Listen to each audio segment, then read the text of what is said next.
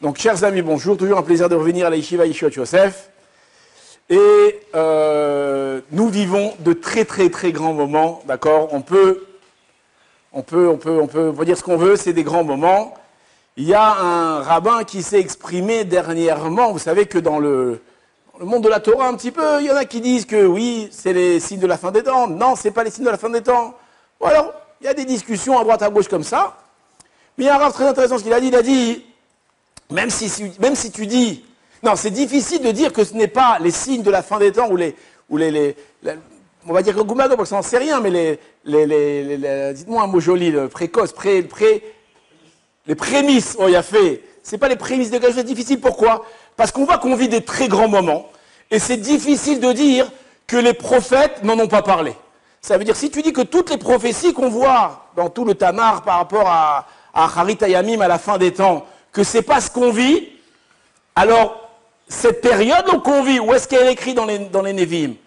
Donc il dit, comme on n'a pas trouvé autre chose qu'Aniré Harit Hayamim. Je ne sais pas si vous avez compris ce que je veux dire, mais en tout cas, on vit des très grands moments. Maintenant, alors c'est vrai que le message de tout ce qui se passe, c'est Akadosh Baruch Hu, il s'adresse à nous. Alors c'est vrai qu'il y a la géopolitique, il y a un milliard, il y a toute l'humanité qui dépend de tout ce qui se passe aujourd'hui. Mais l'essentiel, c'est quoi? C'est vous, les petits juifs ici, qui sont ici.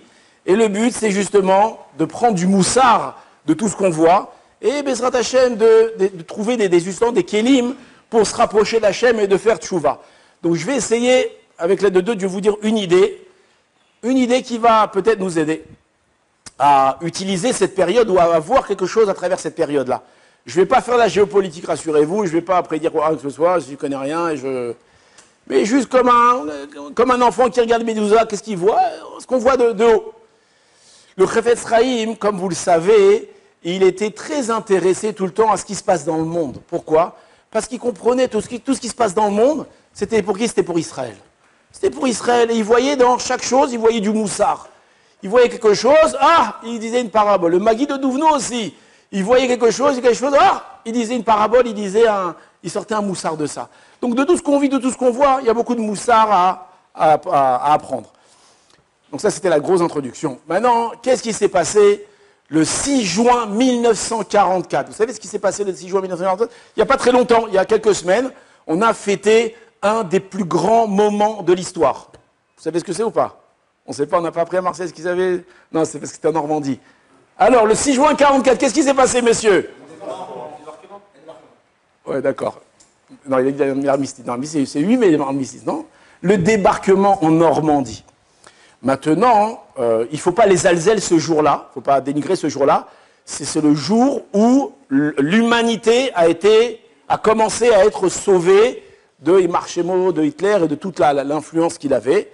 Si les Alliés n'avaient pas fait le pas, alors on va savoir, comme il a dit Trump à Macron, il a dit aujourd'hui, vous parlierez allemand ici, en France.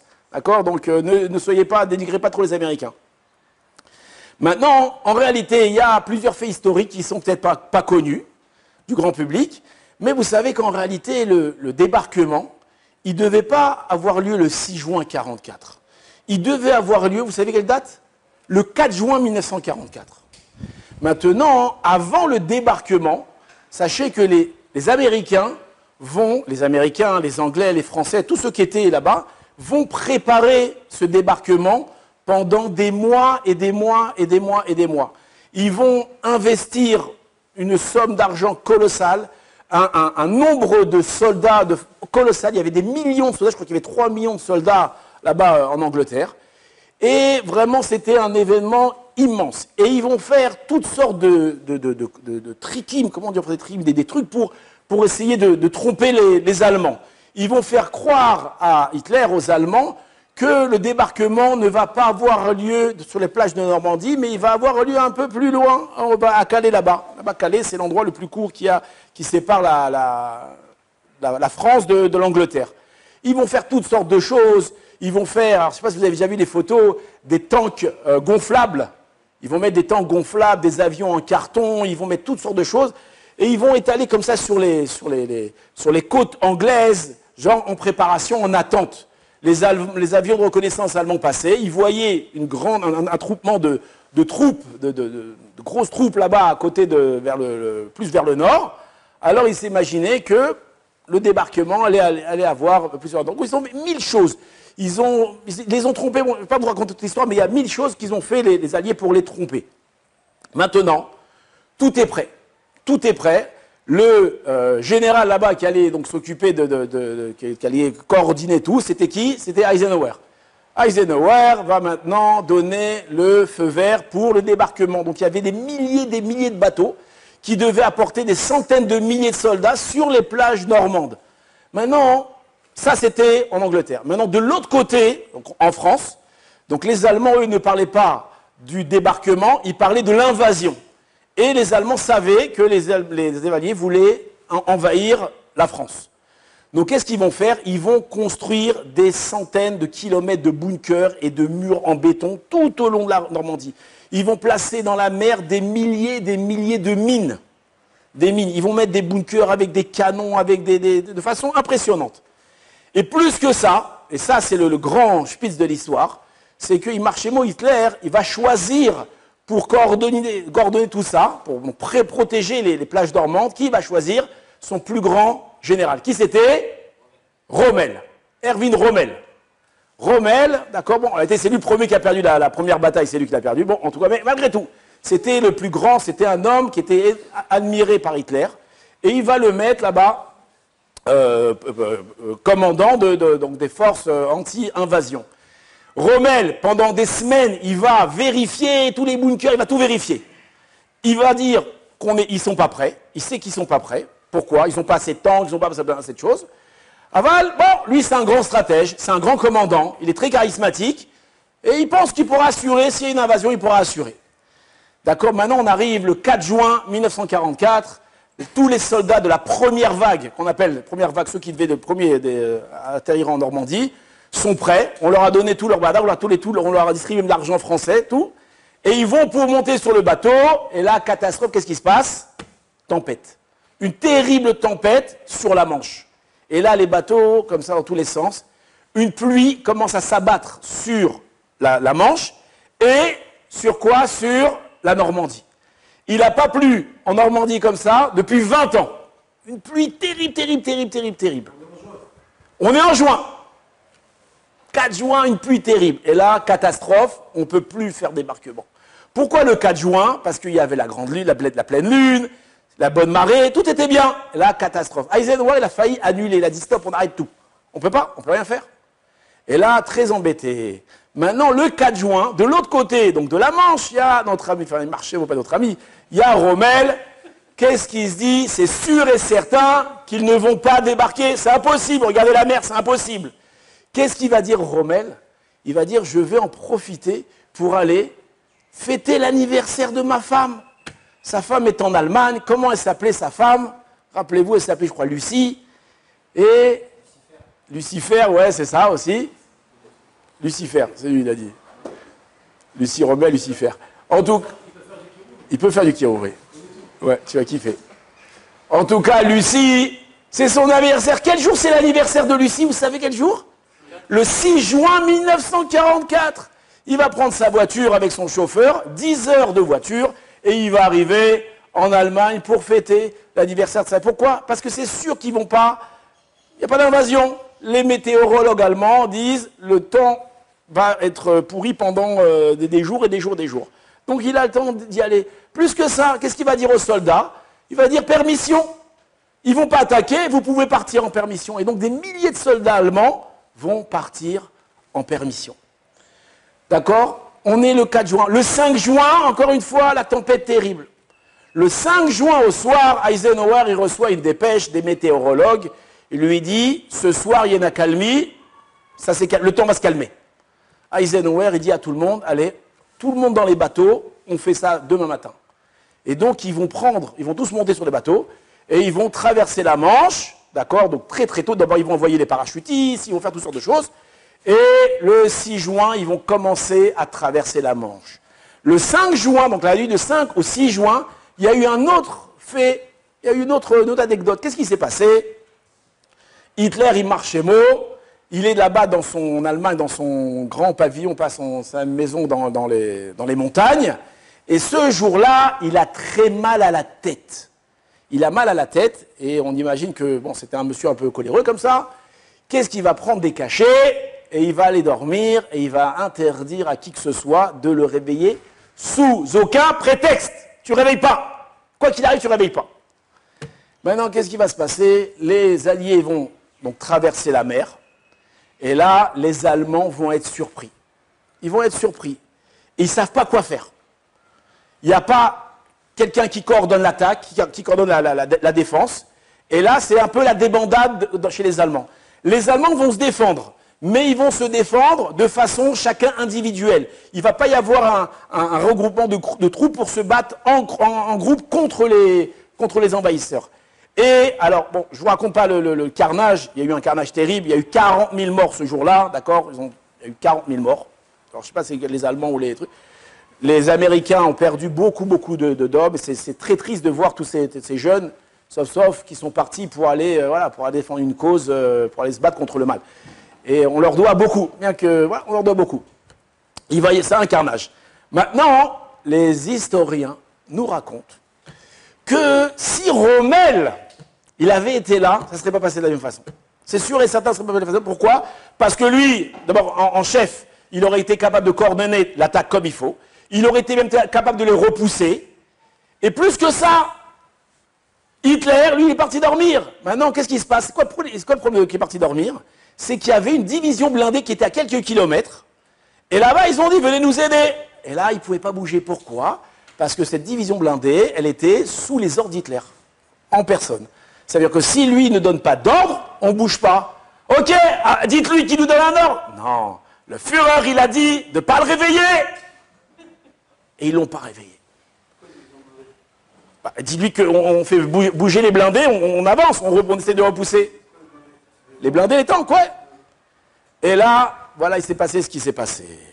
D'accord, donc ça c'est l'histoire, d'accord? L'histoire, maintenant des années plus tard, quand on réfléchit, on se dit, maman Rommel, pas Madame Rommel, mais la maman de Rommel, elle a choisi d'accoucher quel jour? Elle a choisi d'accoucher, donc sa fille, le 6 juin 1944. Maintenant, nous, on croit, hein? Rommel, c'est le mari? Non, Rommel, oui, mais c'est Madame Rommel, ouais, t'as raison. Alors, Madame, la belle-mère, voilà, la belle-mère de Rommel, elle a accouché le 6 juin, pas 44, bien avant. Bah, quand je crois qu'elle avait 42 ans, elle a choisi, non, mais non, on voit une dame rentrer dans un hôpital, en train d'accoucher, elle accouche une petite fille, la petite Lucie, qu'est-ce qu'on se dit? Bon, qu'est-ce que cette chose-là, elle va changer le cours de l'histoire?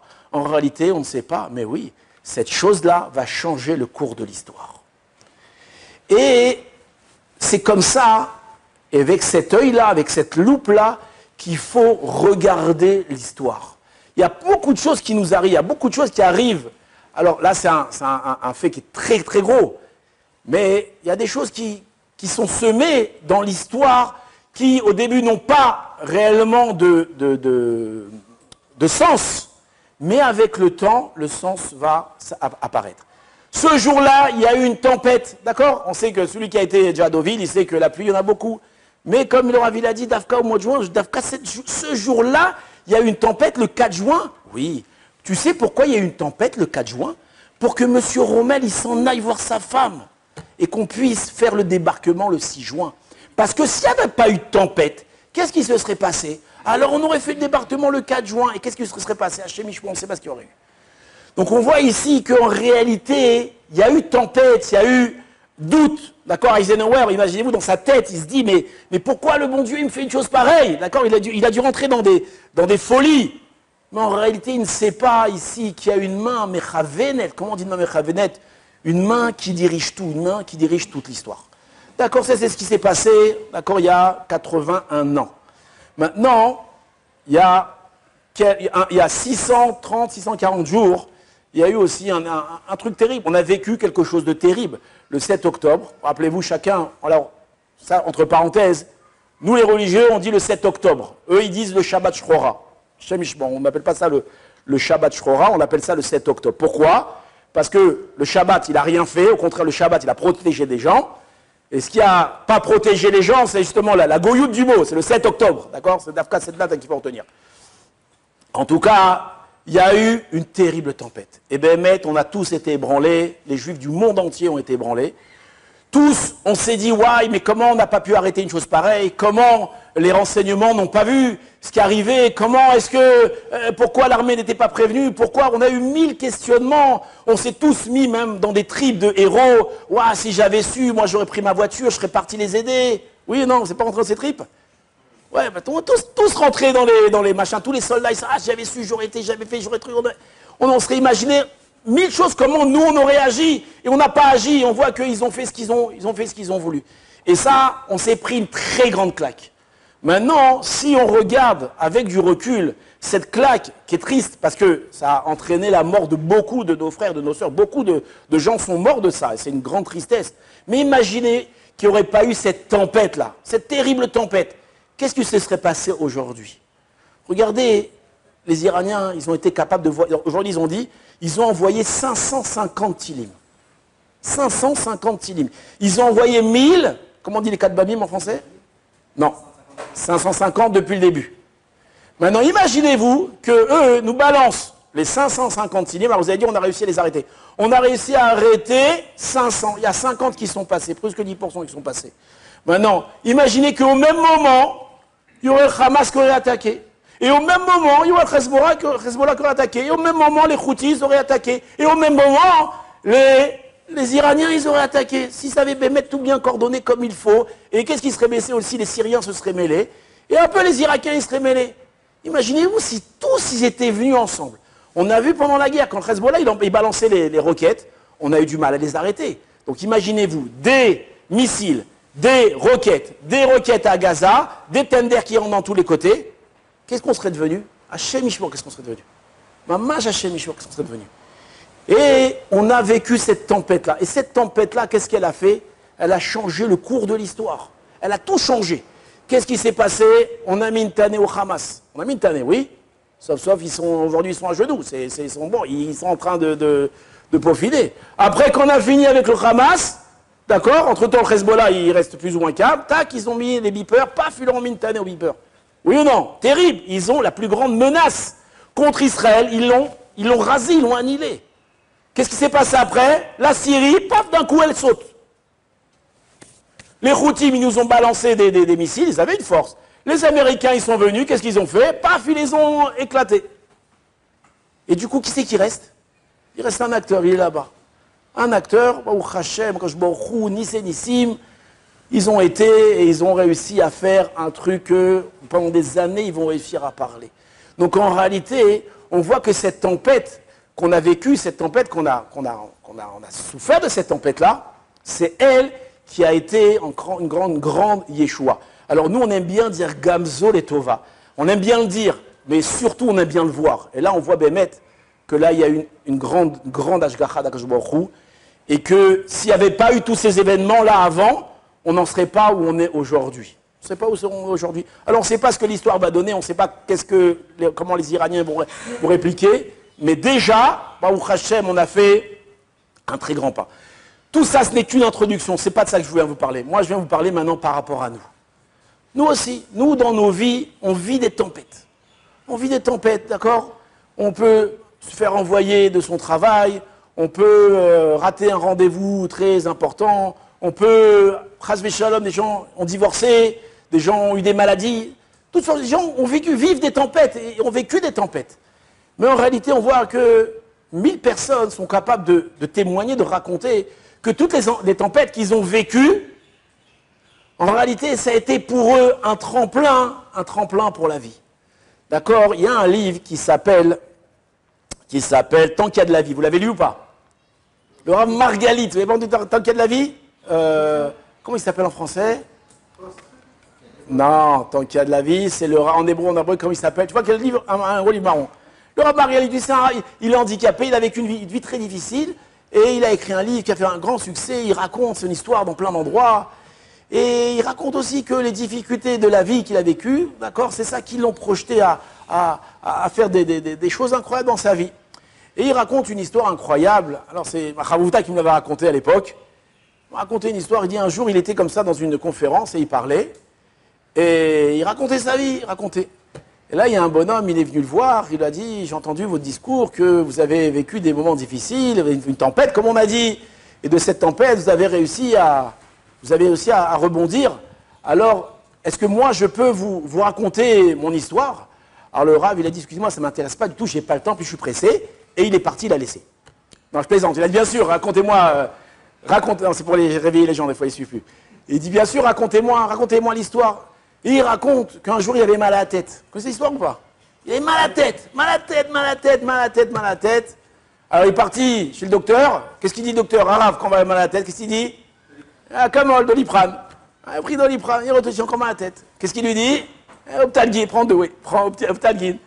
Et il prend, ça passe pas, très très mal à la tête. À la fin, il décide de faire des examens. Et ils lui font un scanner du cerveau. Ils font un scanner, qu'est-ce qu'ils trouvent? Hachem Ishmor, une tumeur dans le cerveau. Alors je ne connais pas les détails exactement, comment ça marche, je sais pas ce que c'est. En tout cas, il trouve une tumeur. Maintenant, il sait qu'une tumeur, elle peut se soigner. Ça se soigne. Et là, le docteur, il lui dit non, c'est impossible. Pourquoi c'est impossible? Elle est placée dans un endroit où on ne peut pas l'atteindre. Alors bien, quand on fait une opération du cerveau, j'imagine, on n'ouvre pas le cerveau. Je ne sais pas comment on fait, mais... Alors on rentre une aiguille, on essaie d'aspirer, alors je ne sais pas exactement l'état, comment on fait. Et là-bas, le bonhomme, alors il dit, mais vous pouvez l'atteindre avec une seringue, quelque chose. Il lui a dit, on pourrait, mais elle est placée dans un endroit, on ne peut pas l'atteindre. Impossible à atteindre. Il dit, mais il y a sûrement une solution. Et il insiste avec le docteur. Le docteur dit, on peut pas. Et il insiste, lourd. Lourd, je vais mourir, aide-moi. Et à la fin, il lui dit, écoutez, si vous arrivez à trouver une aiguille qui est rigide, droite, creuse, tant de trucs, il lui donne 1000 spécificités, tu arrives à trouver une aiguille comme ça, machin, on pourrait t'opérer. Et ça n'existe pas. Le bonhomme, qu'est-ce qu'il fait? Il rentre chez lui, il se met sous les couettes, il pleure, et il meurt. Non, qu'est-ce qu'il fait? Il rentre chez lui, il dit, je vais y arriver. Il appelle son copain, je ne sais pas dans quel pays il habite, il lui raconte, un mec ingénieur, il dit, voilà, c'est un truc très compliqué qu'il demande. Ah ouais, en effet, la matière, machin, un truc creusé, un trou petit comme ça, très compliqué, je ne sais pas. Ah, mais je connais un bonhomme qui, peut-être qui peut t'aider, il appelle. Il fait des téléphones, il fait des machins, il se déplace, il va à droite, à gauche, il va à la NASA, il va dans plein d'endroits. Et pendant des mois, et il a mal à la tête. Et des mois. À la fin, il arrive à trouver quelqu'un qui est capable de faire, selon ce qu'il est spécifique, exactement l'outil qu'il a besoin. Et il prend donc cet outil-là, et il va voir le docteur, et il dit, voilà votre aiguille. Et là, le docteur, il voit exactement ce qu'il faut. Alors, c'est plus compliqué que ça, j'imagine, d'accord, mais c'était un début. Et grâce à ça, il a été sauvé. Maintenant, c'est pas qu'il a été sauvé seulement, c'est que son invention, elle a sauvé d'autres gens après. Donc on voit ici que quoi? Une histoire incroyable. C'est un homme qui a vécu une tempête terrible. Qu'est-ce qu'il aurait pu dire? Ah, Hachem, il veut me punir, Hachem, pas du tout. Ici, c'est un tremplin pour revivre. Et on voit que Mâche était un tremplin extraordinaire. Ça, c'est une notion. Donc en vérité, quand on dit Gamzo Letova, ce n'est pas simplement un bitouille, une expression, allez, Gamzo Letova, ouais. Hein, un dicton où quand un mec il pleure, tu lui tapes sur l'épaule, il dit Gamzo Letova.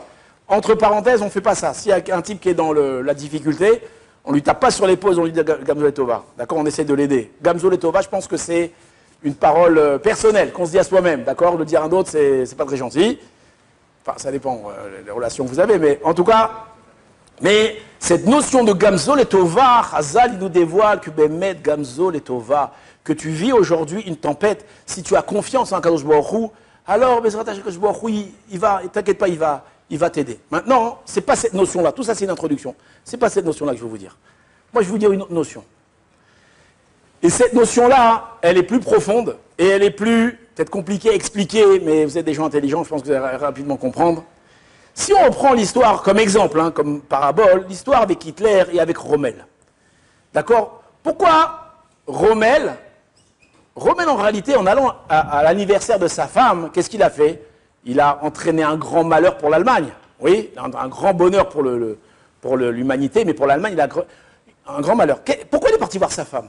Alors, j'en sais rien, hein, d'accord? Même j'ai cherché un petit peu, je n'ai pas trouvé. Mais allez savoir, peut-être que Rommel, c'était un homme coléreux. Peut-être que quelques jours avant, il s'était disputé avec sa femme. Et qu'il avait des problèmes de Shlom Bayit. Et il avait un petit peu déconné, ou peut-être qu'il attendait, il espérait le... comment dire en français? Je sais pas comment dire en français. Il faisait des bêtises. Il a fait des bêtises. Il était embêté. Alors, déconnecté. Ça va? Ça va, déconnecté. Il avait déconnecté. Ou peut-être que non, c'est Mme Rommel qui avait aussi des mauvaises midotes. En mode tout le méchané. Ce qu'on peut être sûr, c'est que ces gens-là, c'était des réchaïm, c'était de la pourriture du monde. Donc on imagine bien que la raison pour laquelle il est parti voir sa femme, c'était certainement pas une bonne raison. Ou une raison pure de Shlom Baïd, de Tzadik, c'était pas le Rav Aryeh Levin qui allait faire Shlom Baïd avec sa femme, d'accord? C'était... Hitler, lui, il n'a pas voulu qu'on le réveille. Pourquoi ils ne l'ont pas réveillé? C'est grave, pourquoi ils ne l'ont pas réveillé? Parce que c'était le Führer, et il faisait peur, et c'était un homme coléreux. D'accord? Si un bonhomme, il regardait de travers, hop là, direct, on rigolait pas. C'est un bonhomme, il fallait marcher droit. Tout ce qu'il disait, il fallait dire Amen. D'accord? Donc c'était un homme qui avait des mauvaises midotes, qui était très, très, très mauvais. Maintenant, regardez. C'est vrai que la Hashgacha Eliona, la providence divine, elle dirige l'histoire, elle dirige les tempêtes, elle dirige beaucoup de choses. Mais ces choses-là, pour l'un, ça va être quelque chose de positif, mais pour l'autre, ça peut être quelque chose de négatif. Oui ou non? Et c'est ce qui s'est passé avec Rommel et Hitler. Maintenant, alors, on explique que lorsqu'un homme a un comportement où il fait quelque chose, en réalité, il sème des choses. Il y avait une expression, je ne me rappelle plus l'expression en français, il y a un proverbe par rapport à la... Qui sème le vent récolte la tempête. Alors, c'est pas exactement ça, mais qui sème le... Ouais, on dit aussi, sème le vent récolte la tempête. Sauf, tu es le fruit de tout ce que tu as semé durant toute ta vie. Toi, Hitler, si tu avais été un homme plus sympa, ou plus à l'écoute des gens, peut-être ce soir-là, ils t'auraient réveillé, ils n'auraient pas eu peur de te réveiller.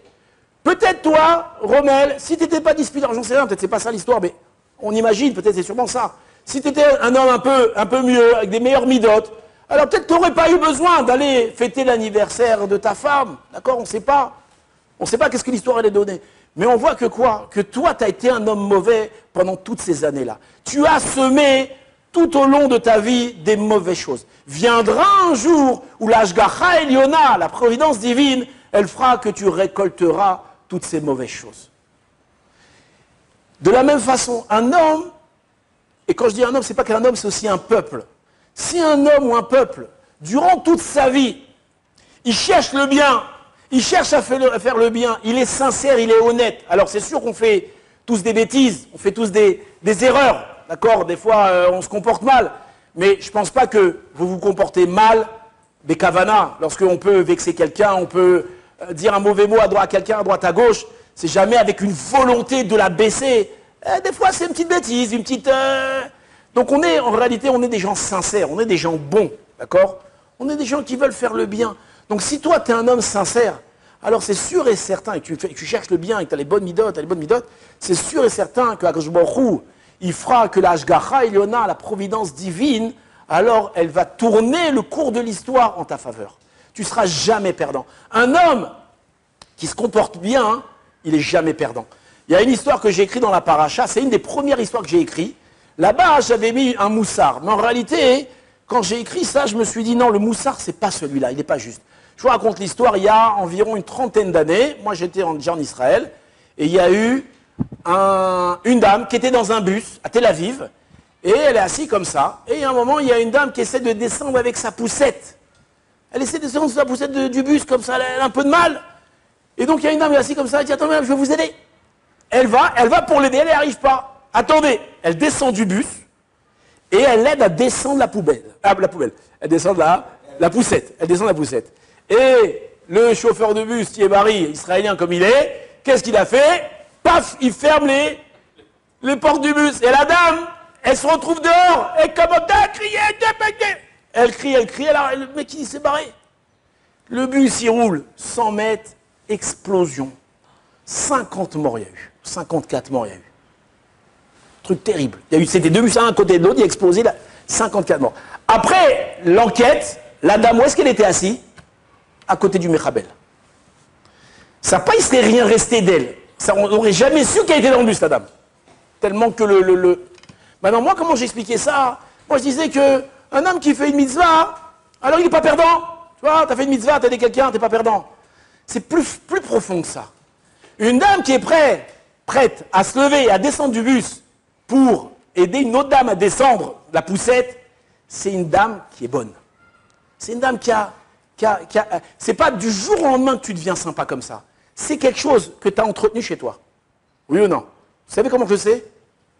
Parce que remarquez qu'il y a des choses bonnes qu'on pourrait faire et qu'on ne fait pas. Pourquoi? Parce qu'on n'est pas aiguisé à le faire.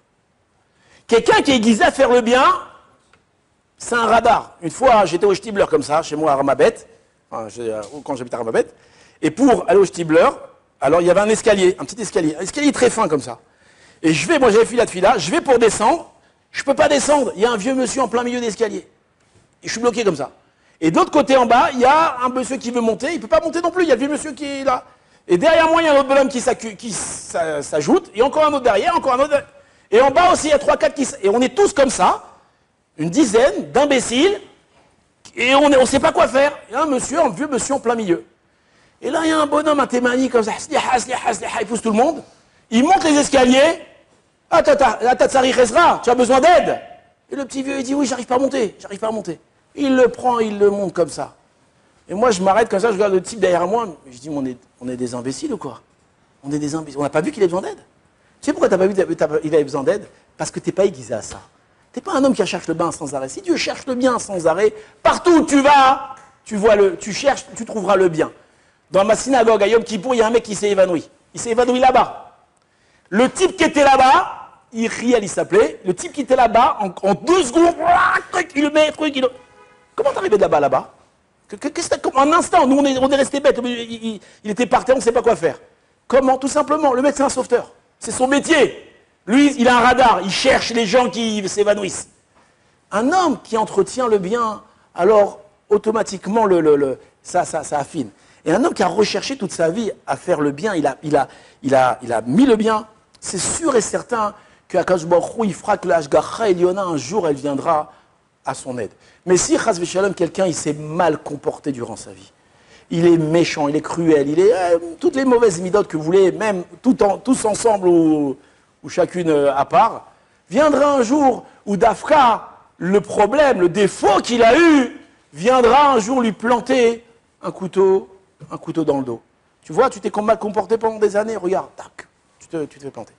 Donc on voit en réalité que oui, les tempêtes, elles sont là parfois pour nous aider.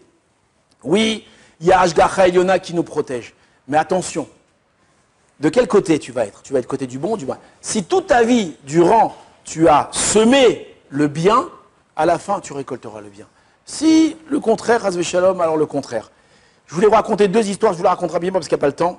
La première histoire qui est liée à ça, il y a quelques années, il y a 2-3 ans, il y a un patron d'un truc de kayak. Vous connaissez les kayaks là-bas? Plus que de 3 ans, je crois une dizaine d'années, ils ont décidé de fermer Shabbat. C'est une grande chose, il y a beaucoup de touristes qui ont décidé de fermer Shabbat. Et il y a eu dans les journaux un article dans le journal qui racontait ce qui s'est passé. Et il dit, donc ils ont décidé, on ferme Shabbat. Maintenant, le problème qu'ils ont eu, c'est qu'il y avait une famille qui avait réservé tout l'endroit pour une bat mitzvah. Un Shabbat dans plusieurs semaines. D'accord? Maintenant, le bonhomme, il dit, écoutez, on ne peut pas, on annule. Maintenant, des gens de Tel Aviv, ma putain, vous annulez rien du tout. On a payé, on a réservé, vous êtes obligé de le faire. Et il dit, mais non, on est fermé Shabbat. Et le bonhomme, il les menace de les attaquer en procès. Ça peut être très très mal pour eux. Et le bonhomme, il ne sait pas quoi faire. Et lui, il a pris sur lui de fermer Shabbat. Un jour après, il reçoit un coup de téléphone du client. Il a dit, bon, c'est pas grave, allez, ok, on le fera un autre jour. Il annule. Il s'intéresse, il dit, qu'est-ce qui s'est passé? Qu'est-ce que volte-face comme ça, qu'est-ce qui s'est passé? Et il lui raconte. Il lui a dit, quand j'ai raconté ça au grand-père, alors le grand-père, c'est un Nitzol Shoah qui a vécu dans les camps, il a été dans les camps. Et quand il a entendu l'histoire que ce bonhomme-là, il voulait fermer en l'honneur du Shabbat, le grand-père, il a dit, c'est en l'honneur du Shabbat, c'est des gens pas religieux, hein. Il a dit, alors laisse-le tranquille. Il a dit, pourquoi tu en laisses tranquille? Il a dit, moi j'étais dans les camps. Moi j'ai vu les religieux les efforts, la Messirut Nefesh qu'ils ont fait pour garder le Shabbat. Combien le Shabbat, il était cher à leurs yeux. D'accord? Alors moi, j'aurais de la peine aujourd'hui de voir un juif, parce qu'il décide de faire Shabbat, que ça va se retourner contre lui. Dire, laissez tranquille. Et le bonhomme, il a accepté, c'est tranquille. Donc imaginez-vous, maintenant, on est dans les camps. Il y a un bonhomme, maintenant, il fait Messirut Nefesh. De faire Shabbat.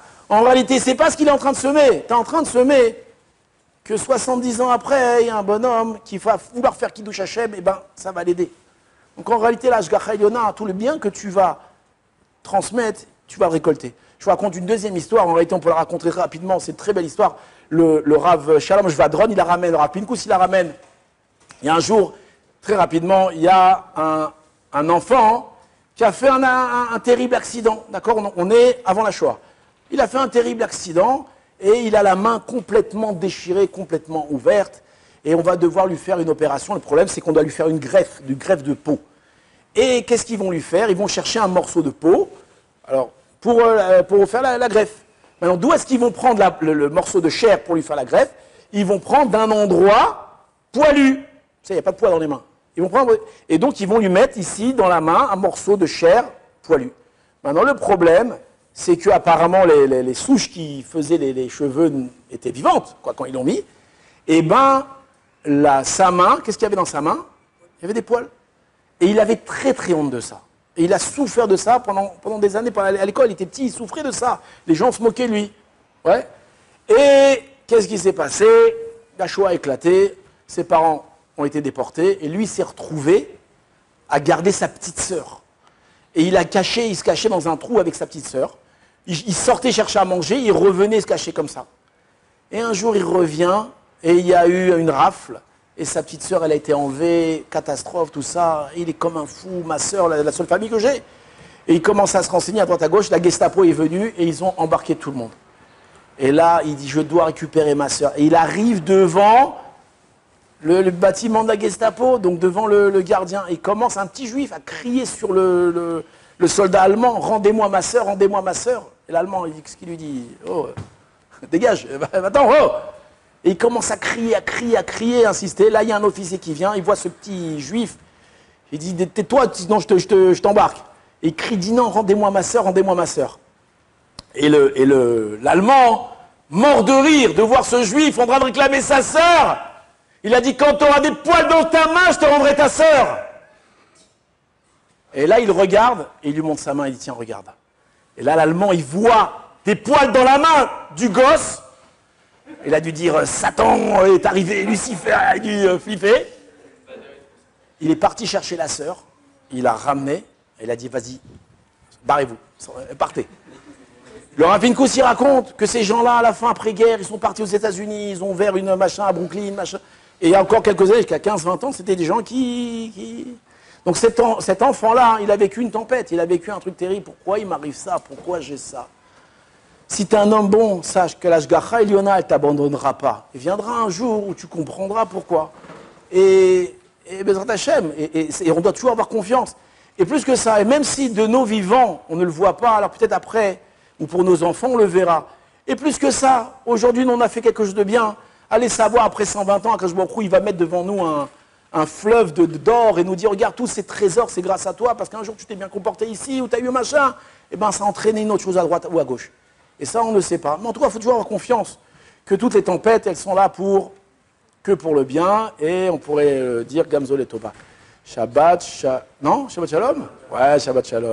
Chazak Baruch.